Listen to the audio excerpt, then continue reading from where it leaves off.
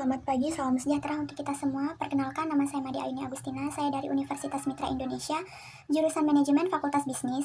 Di sini saya akan mempresentasikan proposal penelitian yang berjudul Analisis Pengaruh Kebijakan Utang Terhadap Kinerja Keuangan Perusahaan Manufaktur di Bursa Efek Indonesia. Latar belakang. Setiap perusahaan bertujuan untuk memaksimalkan nilai perusahaan atau kekayaan pemilik perusahaan. Kinerja keuangan perusahaan menjadi tolak ukur keberhasilan kinerja perusahaan. Menjaga dan meningkatkan kinerja keuangan menjadi keharusan bagi perusahaan untuk mempertahankan eksistensi saham perusahaan agar tetap diminati oleh investor. Tahun 2012 sampai 2014 merupakan tahun di mana banyak perusahaan yang di-delisting oleh Bursa Efek Indonesia atau biasa disebut BEI. Pada tahun 2012 sampai 2014, BEI sudah melakukan delisting sebanyak 12 perusahaan, yaitu 4 perusahaan pada tahun 2012, 7 perusahaan tahun 2013, dan 1 perusahaan pada tahun 2014. Alasan perusahaan tersebut di-delisting dari perdagangan di BEI mayoritas disebabkan karena masalah hutang. Sehingga berdasarkan data tersebut, maka optimalisasi rasio utang menjadi hal penting dalam kestabilan kinerja keuangan. Adapun berdasarkan sektornya, perusahaan yang di-delisting terdiri dari sektor jasa, manufaktur, dan sumber daya alam. Berdasarkan uraian tersebut, penulis tertarik melakukan penelitian yang berjudul Analisis Pengaruh Kebijakan Utang Terhadap Kinerja Keuangan Perusahaan, yang akan dilakukan pada perusahaan sektor manufaktur yang terdaftar di BEI tahun 2012 sampai 2014. Tahun 2012 sampai 2014 merupakan tahun di mana banyak perusahaan yang di-delisting dari perdagangan di BEI. Selanjutnya yaitu perumusan masalah. Dari pemaparan latar belakang masalah di atas, maka yang menjadi permasalahan bagi peneliti dalam penelitian ini adalah bagaimana pengaruh short-term debt terhadap kinerja keuangan perusahaan yang diukur dengan return on equity. Bagaimana pengaruh long-term debt terhadap kinerja keuangan perusahaan yang diukur dengan return on equity. Bagaimana pengaruh total debt terhadap kinerja keuangan yang diukur dengan return on equity. Selanjutnya yaitu batasan masalah. Dalam penelitian ini, peneliti hanya menitik beratkan pada pengaruh kebijakan utang terhadap kinerja keuangan. Kebijakan utang dibatasi dengan menggunakan variabel short-term debt, long-term debt, dan total debt, sedangkan kinerja keuangan menggunakan return on equity. Penelitian ini juga membatasi data penelitian di mana studi empiris dilakukan pada perusahaan manufaktur yang terdaftar di Bursa Efek Indonesia. Selanjutnya yaitu tujuan penelitian.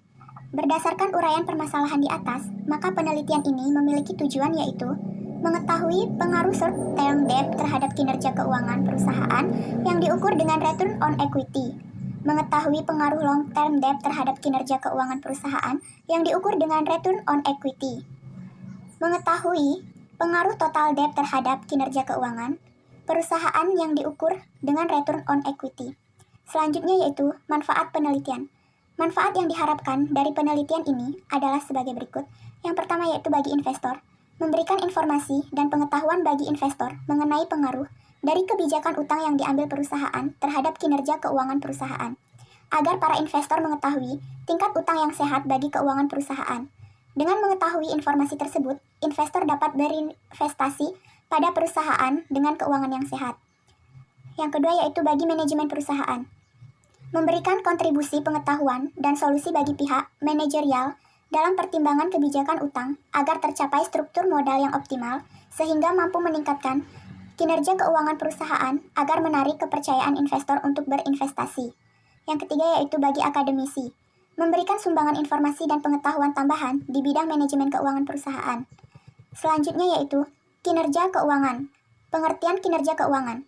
Kinerja keuangan adalah gambaran kondisi keuangan perusahaan pada suatu periode tertentu, baik menyangkut aspek penghimpunan, dana maupun penyaluran dana, yang biasanya diukur dengan indikator kecukupan modal, likuiditas, dan profitabilitas. Selanjutnya yaitu analisis kinerja keuangan. Berdasarkan tekniknya, analisis keuangan dapat dilakukan dengan beberapa cara yaitu yang pertama, analisis perbandingan laporan keuangan, yang kedua, analisis tren atau tendensi posisi, yang ketiga, analisis persentase per komponen, yang keempat, analisis sumber dan penggunaan modal kerja, yang kelima, analisis sumber dan penggunaan kas, yang keenam, analisis rasio keuangan, yang ketujuh, analisis perubahan laba kotor, dan yang terakhir, analisis break even. Selanjutnya yaitu rasio keuangan. Rasio keuangan atau financial ratio merupakan alat analisis keuangan perusahaan yang digunakan untuk menilai kinerja suatu perusahaan berdasarkan perbandingan data keuangan yang terdapat pada pos laporan keuangan, neraca, laporan laba atau rugi, laporan alir kas. Analisis rasio keuangan dapat membantu manajemen dalam mengevaluasi kinerja untuk menemukan kelemahan dan keunggulan perusahaan. 3 rasio keuangan yang paling dominan yang dijadikan rujukan untuk melihat kondisi kinerja suatu perusahaan, yaitu yang pertama, rasio likuiditas. Rasio likuiditas mengukur kemampuan perusahaan dalam memenuhi kewajiban jangka pendeknya. Rasio ini penting karena kegagalan dalam membayar kewajiban dapat menyebabkan kebangkrutan perusahaan. Rasio ini mengukur pada kemampuan likuiditas jangka pendek perusahaan dengan melihat aktiva lancar, perusahaan relatif terhadap utang lancarnya, atau utang yang dimaksud di sini adalah kewajiban perusahaan. Yang kedua, rasio solvabilitas. Rasio solvabilitas merupakan rasio yang menunjukkan bagaimana perusahaan mampu untuk mengelola utangnya dalam rangka memperoleh keuntungan dan juga mampu untuk melunasi kembali utangnya. Rasio ini mengukur kemampuan perusahaan memenuhi kewajiban-kewajiban dalam jangka panjangnya. Yang ketiga yaitu rasio profitabilitas. Rasio profitabilitas bermanfaat untuk menunjukkan keberhasilan perusahaan dalam menghasilkan laba atau keuntungan. Investor yang potensial akan menganalisis dengan cermat kelancaran sebuah perusahaan dan kemampuannya untuk mendapatkan keuntungan. Yang selanjutnya yaitu analisis rasio profitabilitas. Rasio profitabilitas merupakan rasio untuk menilai kemampuan perusahaan dalam mencari keuntungan rasio. Rasio ini juga memberikan ukuran tingkat efektivitas manajemen suatu perusahaan. Jenis-jenis rasio profitabilitas yaitu profit margin. Untuk mengukur rasio ini adalah dengan cara membandingkan antara laba bersih setelah pajak dengan penjualan bersih. Merupakan salah satu rasio yang digunakan untuk mengukur margin laba atas penjualan, ini juga dikenal dengan nama profit. Selanjutnya yaitu return on asset, merupakan rasio yang menunjukkan hasil return atas jumlah aktiva yang digunakan dalam perusahaan. ROA juga merupakan salah satu ukuran tentang efektivitas manajemen dalam mengelola investasinya. Yang selanjutnya yaitu return on equity atau ROE. Merupakan rasio untuk mengukur laba bersih sesudah pajak dengan modal sendiri. Rasio ini menunjukkan efisiensi penggunaan modal sendiri. Makin tinggi rasio ini, makin baik, artinya posisi pemilik perusahaan semakin kuat, demikian pula sebaliknya. Yang selanjutnya, laba per lembar saham. Merupakan rasio untuk mengukur keberhasilan manajemen dalam mencapai keuntungan bagi pemenang saham. Rasio yang rendah berarti manajemen belum berhasil untuk memuaskan pemegang saham. Sebaliknya, dengan rasio yang tinggi, maka kesejahteraan pemegang saham meningkat, dengan pengertian lain bahwa tingkat pengembalian tinggi. Selanjutnya yaitu rasio pertumbuhan. Merupakan rasio yang menggambarkan kemampuan perusahaan mempertahankan posisi ekonominya di tengah pertumbuhan ekonomi dan sektor usahanya. Yang selanjutnya, rasio penilaian. Rasio yang memberikan ukuran kemampuan manajemen menciptakan nilai pasar usahanya di atas biaya investasi, seperti rasio harga saham terhadap pendapat dan rasio nilai pasar saham terhadap nilai buku. Selanjutnya yaitu utang. Definisi utang dan pengklasifikasian utang. Utang diklasifikasikan menjadi 2 kelompok, yaitu utang lancar atau disebut juga dengan utang jangka pendek dan utang tidak lancar atau utang jangka panjang. Utang jangka pendek merupakan kewajiban yang harus dipenuhi perusahaan kepada pihak lain yang akan jatuh tempo dalam 1 tahun dalam siklus operasi normal perusahaan. Utang lancar biasanya dibayar dengan aktiva lancar. Beberapa utang lancar yaitu utang dagang, wesel bayar, utang jangka panjang yang jatuh tempo, utang pajak, dan lain-lain. Untuk utang tidak lancar atau utang jangka panjang merupakan kewajiban yang jatuh temponya lebih dari 1 tahun. Selain itu, utang tidak lancar biasanya akan dibayar dengan aktiva tidak lancar yang telah diakumulasikan untuk tujuan pelunasan kewajiban. Yang selanjutnya, kebijakan utang.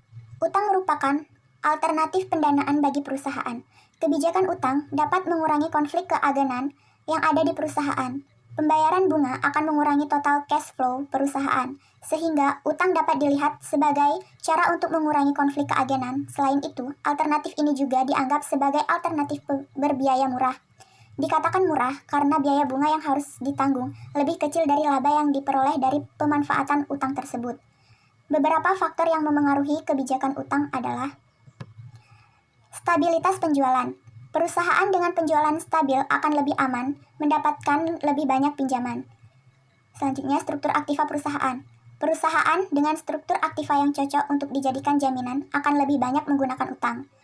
Selanjutnya, leverage keuangan. Perusahaan dengan leverage operasi yang lebih kecil cenderung lebih mampu untuk meningkatkan leverage keuangan karena akan mempunyai neraca bisnis yang lebih baik. Selanjutnya, tingkat pertumbuhan. Perusahaan dengan pertumbuhan yang pesat akan membutuhkan modal dengan jumlah yang sangat besar. Selanjutnya, profitabilitas. Profitabilitas perusahaan yang tinggi memungkinkan perusahaan memenuhi kebutuhan modal dari internal lebih banyak, sedangkan utang menjadi sedikit. Selanjutnya yaitu pajak. Bunga dapat mengurangi tingkat pajak, sehingga semakin besar pajak, semakin besar ketertarikan menggunakan utang. Selanjutnya, pengendalian. Pengaruh utang lawan saham terhadap posisi pengendalian manajemen bisa memengaruhi struktur modal perusahaan. Selanjutnya, sikap manajemen. Sikap pemberi pinjaman dan pemberi peringkat memengaruhi keputusan sumber pendanaan. Selanjutnya, sikap pemberi pinjaman pemberi peringkat. Suatu perusahaan akan mengalami penurunan peringkat obligasi jika perusahaan menerbitkan lebih banyak obligasi. Selanjutnya, kondisi pasar. Kondisi pasar modal sering mengalami perubahan, sehingga bergantung pada kondisi pasar modal dalam menjual sekuritas. Selanjutnya, kondisi internal perusahaan. Jika perusahaan memiliki keuntungan yang rendah, maka investor tidak tertarik pada perusahaan, sehingga perusahaan lebih memilih untuk menggunakan sumber utang.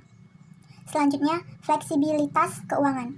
Tersedianya modal yang dimiliki untuk mendukung operasi perusahaan. Selanjutnya yaitu kebijakan pendanaan aktiva lancar. Keputusan perusahaan dalam menentukan sumber pendanaan untuk membiayai aktiva lancar disebut dengan kebijakan pendanaan aktiva lancar. Terdapat 3 pendekatan kebijakan pendanaan aktiva lancar, yaitu yang pertama, pendekatan hedging. Strategi pendanaan ini merupakan kebijakan pendanaan yang mencocokkan waktu jatuh tempo, aset dan kewajiban. Yang kedua yaitu pendekatan agresif. Pendekatan ini merupakan strategi pendanaan di mana perusahaan mendanai sebagian kebutuhan jangka panjang dengan menggunakan pendanaan jangka pendek.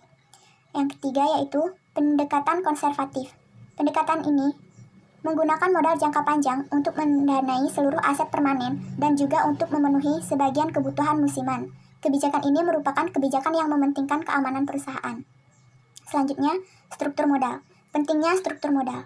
Ada beberapa faktor yang memengaruhi struktur modal perusahaan, yaitu resiko bisnis atau tingkat resiko yang terkandung dalam operasi perusahaan apabila ia tidak menggunakan utang. Semakin besar resiko bisnis perusahaan, semakin rendah rasio utang yang optimal. Posisi pajak perusahaan. Alasan utama menggunakan utang adalah karena biaya bunga dapat dikurangkan dalam perhitungan pajak, sehingga menurunkan biaya utang sesungguhnya. Fleksibilitas keuangan atau kemampuan untuk menambah modal dengan persyaratan yang wajar dalam keadaan yang memburuk. Para manajer dana perusahaan mengetahui bahwa penyediaan modal yang kuat diperlukan untuk operasi yang stabil, dan penanam modal lebih suka menanamkan modal pada perusahaan dengan posisi neraca yang baik. Konservatisme atau agresivitas manajerial. Sebagian manajerial lebih agresif dari yang lain, sehingga sebagian perusahaan lebih cenderung menggunakan utang untuk meningkatkan laba.